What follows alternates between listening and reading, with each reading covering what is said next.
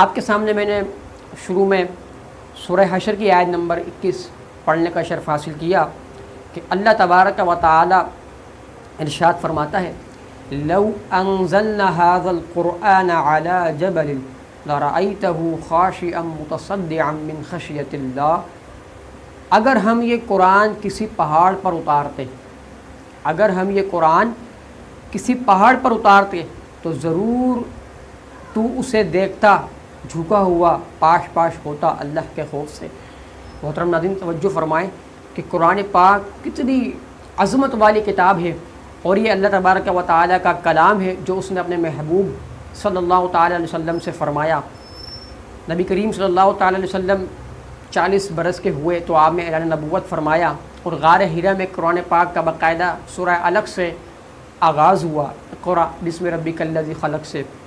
اور قرآن پاک کی یہ نزول کے اعتبار سے سب سے پہلی صورت ہے سورہ علق، اور قرآن پاک کی نزول کے اعتبار سے سب سے آخری صورت سورہ نصر ہے، اذا جاء نصر اللہ والفتح۔ تو محترم ناظرین توجہ فرمائیں کہ اللہ تبارک و تعالیٰ فرماتا ہے اگر ہم یہ قرآن کسی پہاڑ پر اتارتے، لو انزلنا هذا القرآن على جبل لرأيته خاشعا متصدعا من خشية اللہ، تو ضرور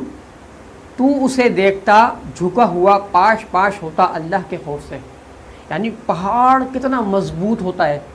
جب اللہ تبارک و تعالیٰ نے دنیا پیدا فرمائی، زمین و آسمان پیدا فرمائے، تو زمین جب اللہ تبارک و تعالیٰ نے پیدا فرمائی تو زمین جو ہے حرکت کر رہی تھی، اس میں جو ہے حرکت پیدا ہوئی تھی،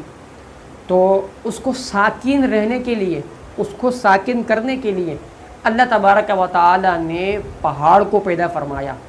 کہ زمین جو ہے اپنی حرکت ختم کر دے اور ساکن ہو جائے۔ تو اللہ تبارک و تعالیٰ نے زمین پر پہاڑ بچھا دیے تو زمین تھم گئی، ساکن ہو گئی۔ یعنی پہاڑ اتنا مضبوط ہے کہ زمین کی حرکت کو روکنے کے لیے اللہ تبارک و تعالیٰ نے پہاڑ کو پیدا کیا، اور پہاڑوں نے زمین کی حرکت کو روک دیا۔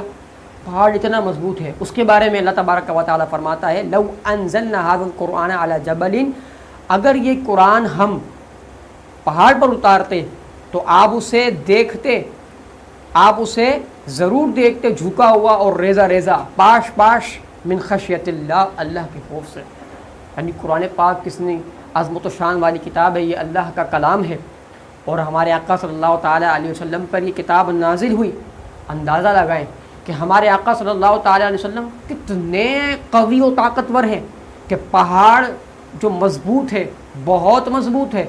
اس پر اگر قرآن نازل ہوتا تو وہ ریزہ ریزہ ہو جاتا، پاش پاش ہو جاتا، لیکن ہمارے آقا صلی اللہ علیہ وسلم پر پورا قرآن نازل ہوا، اور ہمارے آقا صلی اللہ علیہ وسلم نے جو ہے، ہمارے آقا صلی اللہ علیہ وسلم کتنے مضبوط طاقتور ہیں، کتنا آپ قوی ہیں، سبحان اللہ۔